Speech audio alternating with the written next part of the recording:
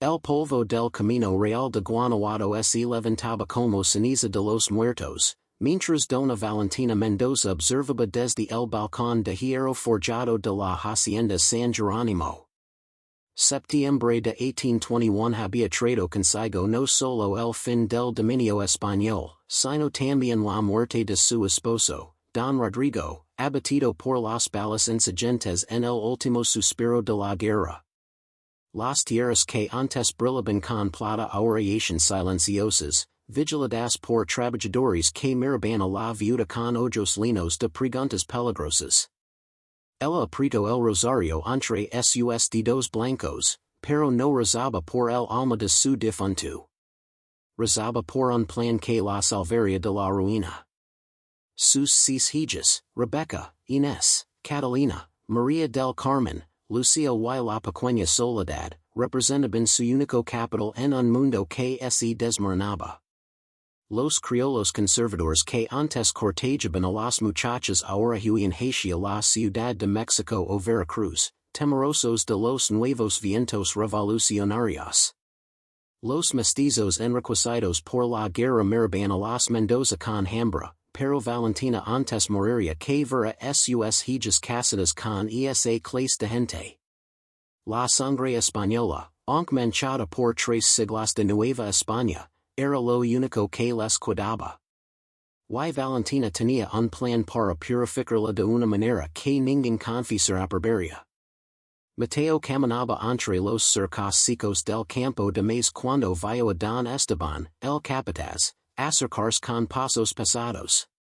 Era un hombre de casi 2 metros, de espalda ancha como un buey y brazos que habían levantado vigas de las minas desde los 12 años.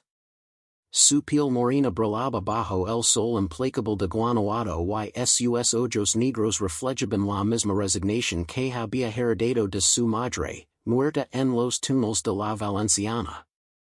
La patrona te llama, dijo el capataz sin mirarlo a los ojos. Mateo dejó la azada clavada en la tierra roja y sintió un escalofrío que no tenía nada que ver con el viento. Nadie era llamado a la casa grande a menos que viniera el castigo o algo peor. La viuda lo esperaba en el estudio que había pertenecido a su esposo, rodeada de mapas coloniales y retratos de antepasados pálidos que parecían juzgar desde sus marcos dorados. Valentina tenía 42 años, pero su rostro conservaba la dureza de una estatua de mármol, con pañuelos altos y labios finos que rara vez sonríen. Vestía luto cerrado, pero sus ojos gris brillaban con una intensidad que helaba la sangre. Era dilate, ordenó sin levantar la voz. Mateo obedeció, sintiendo el frío de las baldosas a través de sus pantalones de manta rasgados. La mujer caminó a su alrededor como si inspeccionara ganado en el mercado de San Miguel. Tienes 30 años, ninguna enfermedad, espalda recta, buena dentadura. Mateo tragó saliva sin atreverse a preguntar. Mis hijas necesitan esposos, pero los tiempos han cambiado, continuó Valentina, deteniéndose frente a una ventana que daba al patio donde las muchachas bordaban bajo la sombra de un fresno centenario. Los hombres dignos han huido muerto. Los que quedan son lobos disfrazados de patriotas. Hizo una pausa, saboreando cada palabra. Pero la sangre fuerte puede venir de cualquier parte. Tú eres el más sano de mis trabajadores, el más completo. Y vas a darme lo que necesito. Mateo levantó la mirada confundido y vio en los ojos de la viuda algo que le revolvió el estómago. Vas a embarazar a mis hijas. A las 6. Y cuando nazcan los niños, si son varones fuertes, tu vida tendrá algún valor. Si no, dejó la amenaza flotando en el aire como humo de copal. El mundo de Mateo se detuvo. Escuchó las palabras, pero su mente se negaba a aceptarlas. Patrona, yo tengo esposa. Juana, ella. Valentina chasqueó los dedos y Don Esteban entró con una bolsa de cuero. La vacío sobre el escritorio, 50 pesos de plata, una fortuna para un trabajador. Tu mujer recibirá esto y un paseo para Zacatecas. Mañana es Virginia tu te quedas. Mateo sintió que las paredes se cerraban. Y me niego.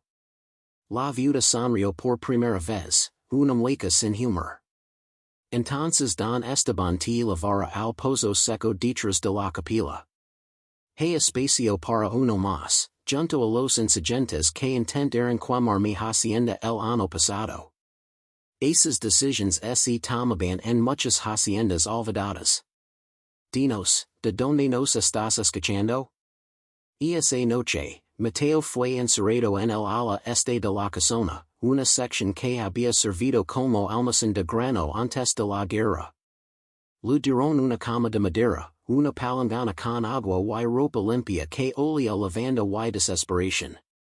Desde la ventana enrajada podía ver las estrellas sobre la sierra de Guanajuato, las mismas estrellas que miraba de niño cuando encenaba con ser libre. Juana vino a despedirse al amanecer, con los ojos secos porque ya no le quedaban lágrimas. Sobrevive, lo susurró a través de los barrotes. Sobrevive y algún día nos encontraremos. Pero ambos sabían que era una mentira piadosa. Cuando el carro se alejó levantando polvo hacia el norte, Mateo comprendió que acababa de morir sin dejar de respirar. Las hijas de Valentina fueron informadas esa misma tarde, reunidas en el salón principal bajo la mirada severa de su madre. Rebecca, la mayor de 22 años, palideció hasta el tono de la cera de las velas. Inés, de 22, comenzó a llorar en silencio. Catalina, de 21, apretó los puños hasta que sus nudillos crujeron. María del Carmen, de 20, se persignó 3 veces. Lucía, de 18, miró a su madre con odio puro. Y Soledad, la menor de 16 años, permaneció inmóvil con una expresión que Valentina no pudo descifrar. Es por nuestro futuro, explicó la viuda con voz firme. Los hijos que nazcan tendrán nuestra sangre y la fuerza que necesitamos para sobrevivir. Serán perfectos, y usted serán madres de una nueva estirpe. Rebecca encontró su voz. Esto es pecado, madre. Un pecado que Dios está ocupado con las guerras de los hombres, cortó Valentina. Yo estoy ocupada salvando esta familia. El plan era claro. Mateo visitaría cada hija en noches consecutivas hasta que la naturaleza cumpliera su propósito. La primera sería Rebecca, por orden de edad. Valentina vigilaría el preciso como había vigilado la cosecha de maíz o la fundición de plata. No habría espacio para la piedad ni para la rebelión. Mientras las muchachas eran enviadas a sus habitaciones con órdenes estrictas de prepararse, Mateo comprendió que se había convertido en algo peor que un esclavo. Se había convertido en una herramienta, en un semental, en una maldición viviente. Lo que acabas de escuchar es solo el comienzo de la oscuridad en San Jerónimo. Si quieres conocer el resto de esta historia que México prefiere olvidar, suscribid al canal y sigue las sombras que nunca abandonaron Guanajuato. ¿Cuántas noches de horror soportaría la primera hija antes de que la sangre perfecta comenzara a gestarse en su vientre? Rebecca había pasado la tarde arrodillada en la capilla privada de la hacienda, rezando frente a la imagen de la Virgen de Guadalupe hasta que sus rodillas sangraron a través del vestido. Buscaba alguna señal divina, algún milagro que detuviera lo inevitable, pero solo encontró el silencio frío de las paredes de adobe y el olor a incienso rancio. Cuando Don Esteban tocó a la puerta para escoltarla a su habitación, Rebecca caminó como condenada hacia el patíbulo, con la cabeza alta pero las manos temblando. Había cenado con casarse con algún oficial respetable, tener hijos en un matrimonio bendecido por la iglesia, envejecer con dignidad. Ahora esos sueños se pudrían como fruta queda bajo el sol de septiembre. Mateo esperaba senado en el borde de la cama, con la cabeza entre las manos. Había intentado rezar también, pero las palabras se lo atascaban en la garganta como piedras. Cuando la puerta se abrió y Rebecca entró, empujada suavemente por su madre, él se puso de pie por instinto, con la misma reverencia que mostraría ante cualquier señora. Valentina los observó a ambos con expresión clínica. Tienen hasta el amanecer. Don Esteban estará en el pasillo. No hay escapatoria posible. Cerró la puerta con lave desde afuera y el sonido del cerrojo fue como el martillo final de un juez. Rebecca y Mateo se miraron en el silencio aplastan, dos víctimas atrapadas en la misma celda de condena. No voy a tocarte, dijo Mateo con voz ronca después de minutos que parecieron horas. Rebecca lo miró sorprendida, buscando trampa o burla en sus ojos, pero solo encontró la misma desolación que sentía ella. ¿Y entonces qué? Mi madre revisará las sábanas por la mañana. Si no hay sangre, si no hay evidencia, nos matará ambos. Mateo cerró los ojos. Había pensado en eso. Podemos correr tu mano, sugirió Rebecca con voz quebrada, manchar las sábanas, dejar que. Tu madre conoce la diferencia entre sangre de mano y sangre de doncella, interrumpió Mateo con amargura.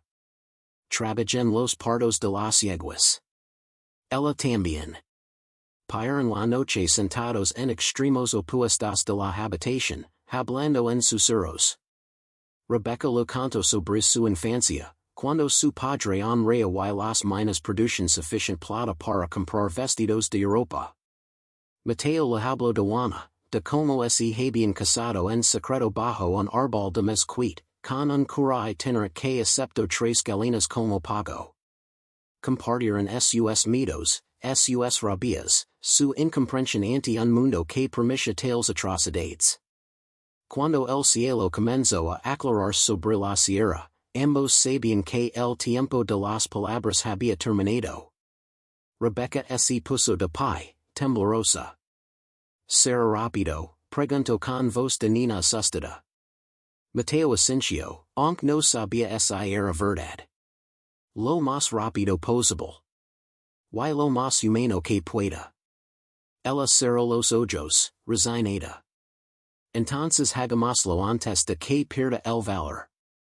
Lo que sucedió en esa habitación mientras el sol salía sobre Guanajuato no tiene palabras que lo suavicen.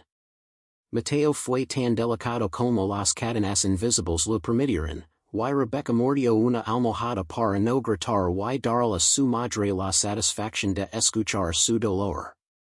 Cuando terminó, ella lloró en silencio mientras él se vestía en una esquina, odiándose más de lo que había odiado a cualquier capataz o patrón en su vida. Don Esteban abrió la puerta al amanecer, inspeccionó las sábanas manchadas con la eficiencia de un comerciante examinando mercancía, y asintió con aprobación. La patrona estará satisfecha. Rebecca fue escoltada de vuelta a su habitación, donde pasaría los próximos días aislada, vigilada por criadas leales a Valentina que reportarían cualquier intento de autolesión o escape. Inés fue la segunda y esa misma noche. A diferencia de su hermana mayor, ella no intentó rezar ni buscar consuelo en la fe. Había pasado el día en su habitación rompiendo espejos y arenando las paredes hasta que sus uñas sangraron. Cuando llegó el momento, entró a la habitación de Mateo con ojos salvajes, como animal acorralado. Si me tocas, te matar mientras duermes, sicio con veneno en cada palabra. No importa cuántos guardias ponga mi madre, encontrar la manera. Mateo permaneció senado, sin acercarse. Tu hermana dijo lo mismo. Y aquí estamos.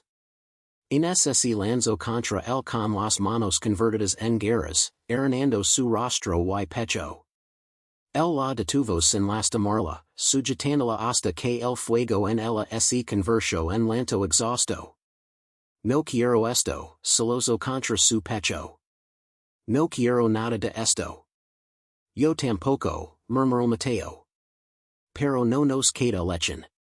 La tercera noche tocó a Catalina, la hija más parecida a Valentina en temperamento y frialdad. Entró a la habitación con la cabeza en alto, vistiendo un camisón blanco que parecía siderio. Hagamos esto sin dramatismos, dijo con voz controlada. Tú eres una herramienta, yo soy un recipiente. Cumplimos con el propósito para el que nos han reducido y terminemos con esto. Mateo la miró con una mezcla de admiración y tristeza por su careza de hielo. Cuando se acercó, Catalina tembló a pesar de su bravuconaria, pero no logró ni suplicó. Después, mientras yacía mirando el techo de vigas oscuras, habló con voz hueca. Si es una niña, mi madre la hablará.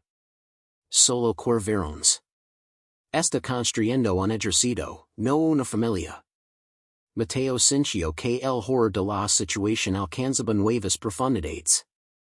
¿Y tú lo permitirías? Catalina giró la cabeza para mirarlo. Permitir. Ninguna de nosotras permite nada en esta casa. Solo sobrevivimos. María del Carmen, la cuarta, era la más devota de las hermanas. Entró con un rosario enrollado en su muñeca, recitando Avemarias en voz baja. Se arrodilló frente a Mateo y le pidió perdón por lo que su familia le había hecho. Él se arrodilló frente a ella y pidió perdón por lo que estaba a punto de hacer. Rezaron juntos durante horas, buscando algún tipo de absolución que sabían no llegaría de ningún cielo. Cuando finalmente consumieron el acto horrible que Valentina exigía, María del Carmen susurró, que Dios nos perdona ambos. Mateo no respondió, porque había dejado de creer en cualquier Dios que permitiera tales cosas. La quinta noche, Lucía entró en silencio absoluto y permaneció así durante toda la terrible experiencia, con los ojos fijos en un punto del techo, ausente de su propio cuerpo. Mateo comprendió que ella había encontrado una forma de escapar sin moverse. Simplemente había abandonado su mente y dejado solo el cascarón. Faltaba una. Soledad, la más joven, de apenas 16 años y ojos que parecían guardar secretos más antiguos que la hacienda. Valentina la había dejado para el final deliberadamente, sabiendo que el horror acumulado de las noches anteriores serviría como advertencia. Pero cuando Don Esteban fue a buscarla a su habitación la sexta noche, encontró la puerta abierta y la ventana también. Soledad había desaparecido. La hacienda se llenó de gritos y carreras. Valentina ordenó que registraran cada rincón, cada cuarto de criados, cada almacén. Amenazó con azotar a todos los trabajadores si no revelaban dónde estaba la muchacha. Pero nadie sabía nada. Y en el calabozo improvisado del ala este, Mateo sintió por primera vez en 6 noches algo parecido a la esperanza. Soledad había escapado. Pero, ¿hacia dónde se puede ir cuando el monstruo es tu propia sangre? Soledad corrió descalza por los campos de maguey, bajo la luna menguante, con el vestido rasgado por las espinas y el corazón golpeando contra sus costillas como tambor de guerra.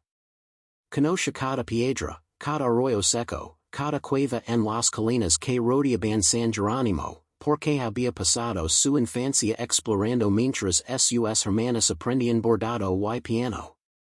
Su destino no era la libertad, sabía que eso era imposible para una muchacha sin dinero ni protección en el México de 1821, sino un lugar que había descubierto años atrás, las ruinas de una capilla franciscana abandonada durante las guerras de independencia, oculta en un barranco donde los insurgentes habían ejecutado a frailes realistas. Ali podría esconderse al menos por unos días, mientras decidía si valía la pena seguir viviendo en un mundo así. Lego al alba, exhausto y sangrando por cortes en los pies. La capilla era poco más que paredes derrumbadas y un altar cubierto de musgo, pero tenía un sótano intacto donde los frailes guardaban vino y reliquias antes del saqueo. Soledad descendió por escalones de piedra resbaladiza y encontró velas mojosas, una mandarita y un crucifijo de plata manchado de sangre seca. Se acurrucó en una esquina, temblando no por el frío sino por el recuerdo de lo que había visto las últimas 6 noches. Porque Soledad tenía un secreto. Cada noche había espiado desde las rendijas de las puertas y ventanas. Había visto el sufrimiento de sus hermanas, había escuchado sus lantos ahogados. Y había visto algo más, la transformación de Mateo, de hombre a herramienta rota, noche tras noche, hasta que sus ojos quedaron tan vacíos como los de Lucía. Mientras tanto, en San Jerónimo, Valentina enfrentaba su primer fracaso en décadas. Había enviado a Don Esteban y 5 trabajadores a buscar a Soledad por todo el valle, pero regresaron con las manos vacías. La muchacha se había esfumado como niebla en las montañas. Valentina golpeó el escritorio de su difunto esposo hasta que sus nudillos sangraron. No por amor maternal, sino por la furia de ver su plan perfecto descarrilado. 5 hijas pernadas no eran suficientes. Necesitaba 6. Necesitaba la línea completa. Necesitaba demostrar que podía controlar hasta la naturaleza misma. Ordinó que duplicaran las raciones de Mateo y lo mantuvieran saludable. Si Soledad regresaba, y eventualmente tendría que hacerlo porque el hambre y la sed no perdonan, él tendría que estar listo para cumplir su propósito una vez más. Las semanas pasaron como precisión fúnebre. Rebecca comenzó a mostrar los primeros signos, náuseas matutinas, sensibilidad en los pechos, un cansancio que ningún sueño aliviaba. Valentina la vigilaba como halcón, asegurándose de que comiera bien, que no intentara hacer daño, que el embarazo progresara según lo planeado. Inés, Catalina y María del Carmen siguieron poco después, sus cuerpos traicionándolas al confirmar que la familia de Mateo había tomado rehenes. Solo Lucía parecía inmune, su vientre permaneciendo pleno mes tras mes, lo que enfureció a Valentina y aterrorizaba la muchacha. Si no estás prenada para Navidad, amenazó la viuda, volverás a esa habitación hasta que lo estés. Una y otra vez, hasta que tu cuerpo obedezca. Lucía asintió sin expresión, su mente todavía flotando en ese lugar lejano donde había huido la primera noche. Mateo, encerrado en su prisión del ala este, contaba los días talando marcas en la pared con un clavo oxidado. 32 días desde la primera noche. 32 días desde que había dejado de ser humano. Don Esteban lo lavaba comida 3 veces al día. Guisos de carne, frijoles, tortillas frescas, más de lo que había comido en su vida.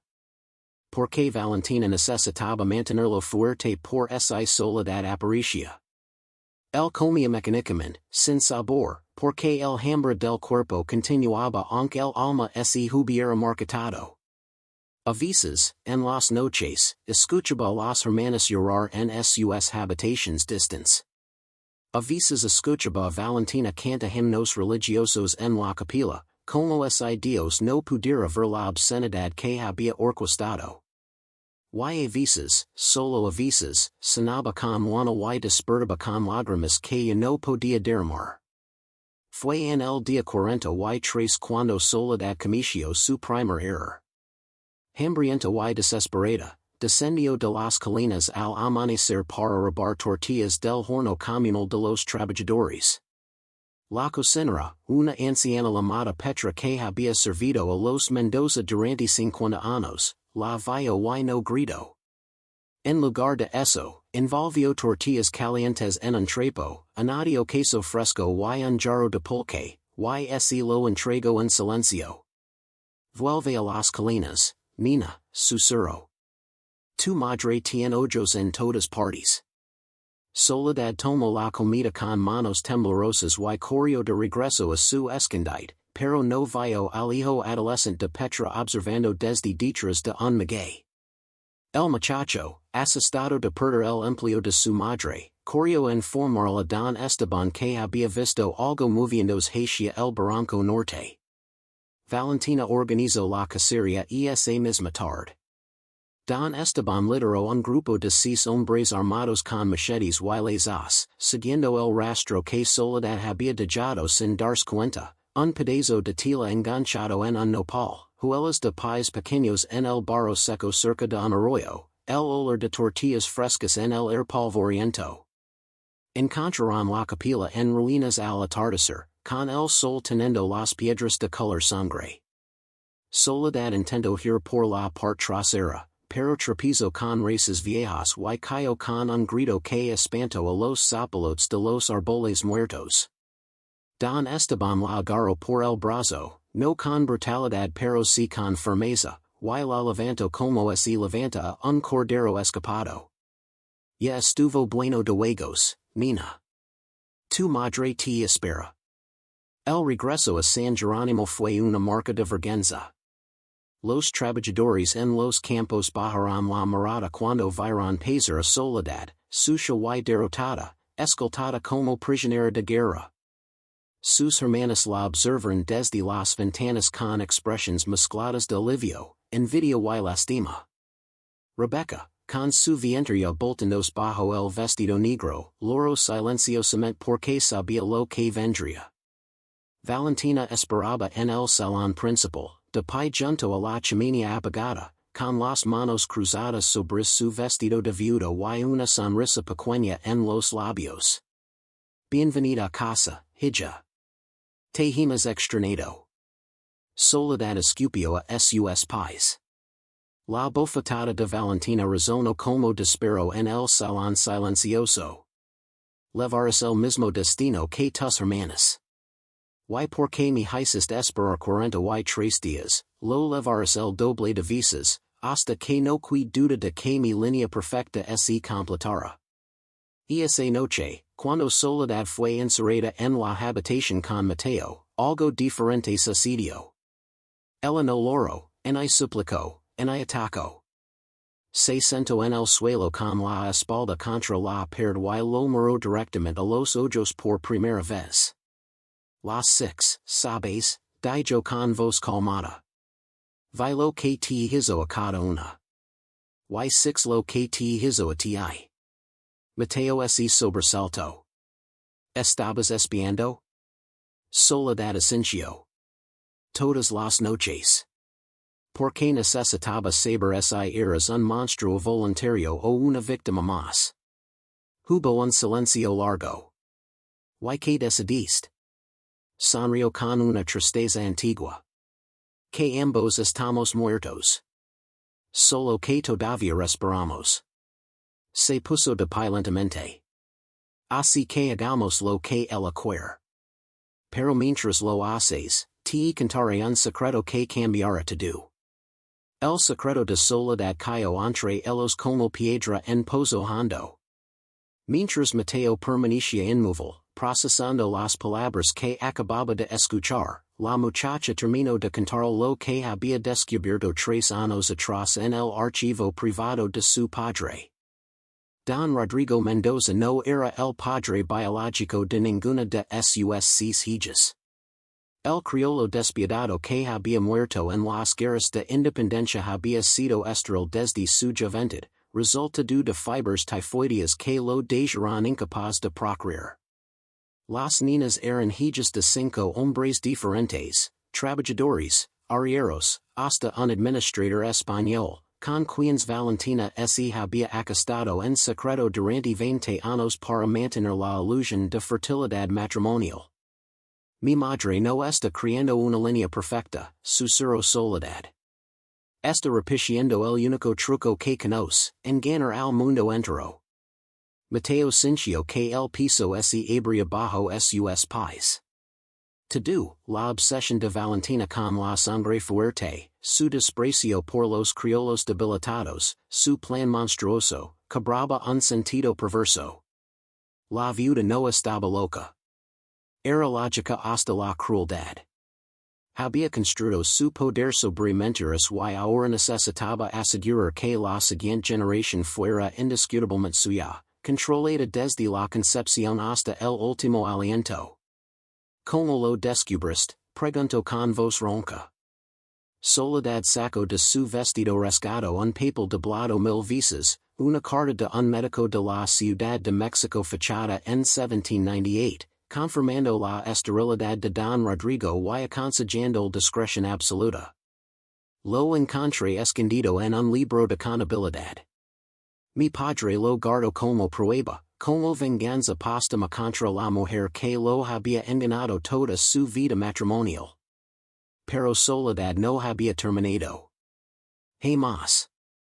El testamento verdadero de mi padre, el que mi madre destruyó después de su muerte, dejaba toda la hacienda a un sobrino inquiritaro. Ella lo quemó y falsificó uno nuevo que la nombraba única heredera. Si alguien descubre la verdad sobre nosotros, sobre su esterilidad, sobre el testamento, perderá todo. San Jerónimo les será arrebatado y ella terminará en la calle como cualquier viuda sin apellido real. Los ojos de Soledad brillaron con algo peligroso. Ese es el secreto que puede destruirla. Y tú y yo podemos usarlo. Mateo la miró con nueva comprensión. Esta muchacha de 16 años no era una víctima paiva. Era dinamita esperando la chispa correcta. ¿Qué propones? Sonrió con frialdad herdada de su madre. Que le demos exactamente lo que quiere. Y luego es lo quitemos to do. El plan era simple, pero requería tiempo y paciencia que ninguno de los dos tenía en abundancia. Soledad y su materia Valentina, aceptaría su destino, fingiría quebrantarse como sus hermanas. Mateo continuaría siendo la herramienta obediente, sin dar señales de rebelión. Mientras tanto, Soledad contactaría en secreto al sobrino de Don Rodrigo, un abogado llamado Ignacio Mendoza que había peleado con los insurgentes y ahora tenía influencia en el nuevo gobierno. Le revelaría la existencia del testamento falso. Pero necesitaban pruebas. Necesitaban testigos. Y, sobre todo, necesitaban esperar hasta que los embarazos de las hermanas fueran evidentes, hasta que Valentina estuviera tan enfrascada en su plan perfecto que no viera venir la traición. ¿Cuánto tiempo? Preguntó Mateo. 5 meses. Hasta que nazca el primer bebé. Entonces atacamos. Los meses siguientes fueron teatro macabro. Soledad jugó su papel de hija sumisa a la perfección, visitando la habitación de Mateo cada 3 noches como ordenaba su madre, fingiendo el horror y la resignación que Valentina esperaba ver. Pero en esos horas encerrados, conspiraban. Soledad memorizaba cada detalle del archivo de su padre, fechas, nombres, transacciones falsificadas. Mateo escuchaba conversations entre trabajadores que confirmaban la crueldad histórica de Valentina. Los criados leales a la viuda comenzaron a notar cambios sutiles. Soledad ya no lloraba. Mateo ya no parecía roto. Pero atribuyeron eso a resignación, a espíritus finalmente quebrados, y no reportaron nada. ¿Por qué? ¿Qué más había que reportar cuando el horror ya era normalizado? Rebecca dio a luz en febrero de 1822, un varón de casi 4 kilos que gritó con pulmones poderosos al entrar al mundo. Valentina los sostuvo con algo parecido al amor, o al menos a la satisfacción, y lo nombró Rodrigo. Como el esposo que nunca supo que no era padre de nada. El bebé tenía la piel morena de Mateo y los ojos oscuros de su madre biológica. Una mezcla que Valentina proclamó como perfecta, fuerte, digna de nuestra línea.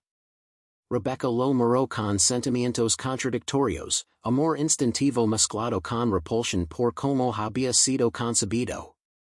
La partera, una mujer zapoteca llamada Xochitl que había atendido partos en 50 haciendas, observó en silencio y guardó sus pensamientos.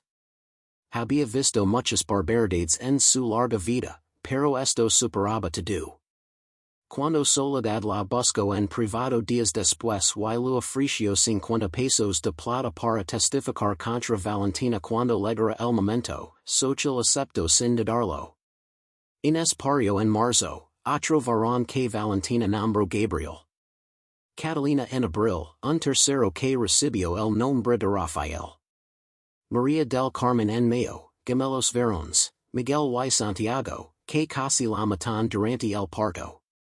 4 hijas, 5 bebés, todos saludables y gritones, todos con la piel mestiza que Valentina declaraba orgullosamente como la nueva sangre de México. Los trabajadores de la hacienda murmuraban entre ellos, horrorizados pero silenciosos, porque nadie quería terminar en el pozo seco detrás de la capilla. Don Esteban, que había ejecutado las órdenes de Valentina sin cuestionar durante décadas, comenzó a beber porque hasta perder el sentido cada noche, atormentado por lo que había facilitado. Y en su celda, Mateo marcaba cada nacimiento con otra tala en la pared, contando los días hasta que Soledad activara su plan. Lucía, la única que no había quedado embarazada a pesar de meses de intentos, fue sometida a un calvario renovado. Valentina, obsesionada con completar su visión de 6 hijas y 6 hijos, ordenó que Mateo la visitara cada noche durante 3 semanas consecutivas. Lucía soportó, sin estar realmente presente, su mente flotando en ese limbo donde nada podía tocarla. Pero su cuerpo finalmente cedió. En junio quedó embarazada. Cuando lo confirmaron, Valentina organizó una celebración privada, misa en la capilla, cena con los 5 bebés presentes, como si fuera algún triunfo divino y no la culminación de 6 meses de tortura orquestada. Fue durante esa cena cuando Soledad envió la carta que cambiaría todo. Un mensajero de confianza cabalgó hacia Querétaro con evidencia del testamento falso, testimonios firmados de la partera y 3 trabajadores, y una invitación para que Ignacio Mendoza viniera a reclamar lo que era suyo. El abogado llegó a San Jerónimo una semana después, escoltado por 10 soldados del nuevo gobierno mexicano y un juez de circuito. Valentina los recibió con confusión que rápidamente se convirtió en furia cuando Ignacio presentó los documentos, el testamento verdadero de Don Rodrigo, la carta del médico probando su esterilidad, los testimonios de las atrocidades cometidas en la hacienda. Esta propiedad me pertenece legalmente, declaró Ignacio con voz firme. Y usted, Dona Valentina, enfrentará cargos por fraude, falsificación y, buscó las palabras para lo que no tenía nombre legal, crímenes contra la naturaleza y la decencia humana. Valentina miró a sus hijas buscando lealtad y encontró solo rostros pétreos. Miró a Mateo, liberado de su celda y de pie junto a Soledad, y comprendió quién había orquestado su queda. Traidores, Sicio. Les di todo. Soledad dio un paso adelante. Nos diste el infierno. Y ahora arderás en él. El arresto de Valentina Mendoza se convirtió en escándalo que sacudió Guanajuato durante meses. Los periódicos de la Nueva República Mexicana publicaron versiones censuradas de la historia, omitiendo los detalles más sórdidos para no ofender la moral pública. Pero suficient verdad filtró para que el nombre Mendoza quedara manchado irreversiblemente. Valentina fue encarcelada en la prisión de mujeres de la Ciudad de México, donde pasaría los siguientes 15 años negándose a admitir culpa alguna. En su mente retorcida, había sido visionaria, no monstruosa. Había hecho lo necesario para sobrevivir en un mundo que devoraba a las viudas sin protección. Murillo en 1837 sin haber pedido perdón a ninguna de sus hijas, levandos a la tumba la convicción absoluta de que había tenido razón y el mundo estaba equivocado. San Jerónimo pasó a manos de Ignacio Mendoza, quien inmediatamente liberó a todos los trabajadores esclavizados y convirtió la hacienda en cooperativa agrícola. Ofreció a Mateo la posición de administrador, reconociendo que ningún hombre había sufrido más bajo el régimen de Valentina. Mateo aceptó, no porque quisiera quedarse en el lugar de su tortura, sino porque necesitaba redimirse de alguna forma. Necesitaba construir algo bueno sobre las cenizas de lo horrible. Con el primer salario digno de su vida, contrató investigadores que buscaron a Juana por todo Zacatecas. La encontraron un año después, casada con un minero y con una hija pequeña. Se miraron desde lados opuestos de una calle polvorienta, compartiendo todos sin palabras, y luego se dijeron adiós para siempre. Porque algunos amores no sobreviven ciertas tragedias. Las hijas de Valentina tomaron caminos diferentes, cada una procesando el horror a su manera. Rebecca, la mayor, se llevó a su hijo Rodrigo y desapareció hacia el norte, hacia los territorios que pronto serían Texas.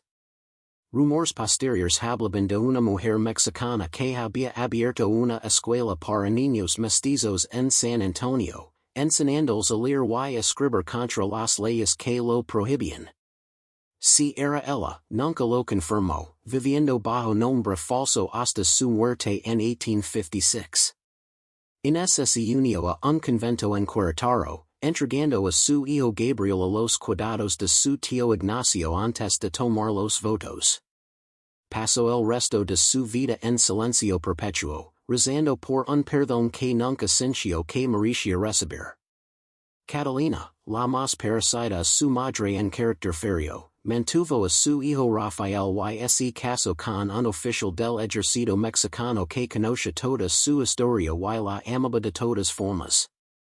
Se convirtió en activista por los derechos de las mujeres, dando discursos incendiarios en salones de la capital donde escandalizaba la sociedad conservadora al hablar abiertamente sobre violencia doméstica y abuso. Su hijo creció para ser médico, dedicando su vida a atender a los pobres que no podían pagar servicios de salud. María del Carmen emigró a España con sus gemelos, buscando distancia física de los fantasmas que la acosaban cada noche. Ali se reinventó como viuda de un oficial español caído en las guerras de independencia, una mentira piadosa que le permitió criar a Miguel y Santiago en paz relativa. Nunca volvió a México. Lucía, cuyo embarazo había sido el último en concretarse, dio a luz una niña en febrero de 1823, la única hembra entre 6 embarazos. Valentina, desde su celda, envió una carta exigiendo que la bebé fuera ahogada por haber fracasado en ser varón. La carta nunca fue entregada. Lucía nombró a su hija Esperanza, un nombre que era declaración y desafío. Nunca recuperó completamente su mente. Los meses de disociación la habían dejado fragmentada de formas que ningún médico de la época podía entender o tratar. Vivió en San Jerónimo bajo el cuidado de Mateo y Soledad, pasando días enteros mirando las montañas en silencio. Pero a veces, cuando cargaba Esperanza, algo parecido a la felicidad cruzaba su rostro. Murió joven, a los 26 años, de fibras que los doctores no supieron diagnosticar, pero que Soledad sospechaba eran simplemente rendición final ante el trauma. Y Soledad, la más joven, la que había desencadenado la caída del imperio de horror de su madre, se convirtió en guardiana de la verdad. Escribió todo, cada detalle de los 6 meses malditos de 1821, en cuadernos que guardó en un baúl de hierro. No para publicar, porque México no estaba listo para tales verdades, pero para que algún día, cuando el país madurara lo suficiente, alguien pudiera aprender de la historia en lugar de repetirla. Se caso con un periodista insurgente que había perdido una pierna en la batalla de Puebla, un hombre que entendía que algunos sobrevivientes cargaban cicatrices invisibles más profundas que cualquier herida física. Tuvieron tres hijos a quienes criaron con ternura deliberada, con conversations abiertas, con el juramento compartido de nunca ejercer control como arma. Mateo vivió hasta los 62 años, trabajando en San Jerónimo hasta que su espalda finalmente cedió bajo décadas de labor. Nunca volvió a tocar a una mujer románticamente.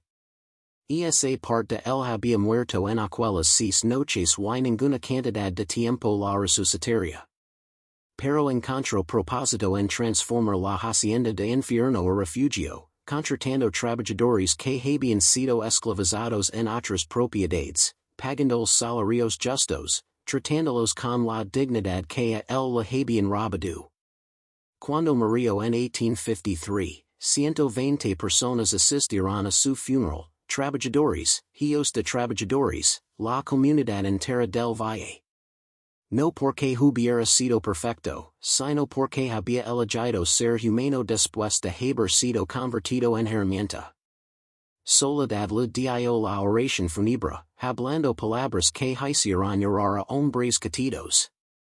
Este hombre fue víctima como nosotros. Sobrevivió lo que otros no habrían soportado.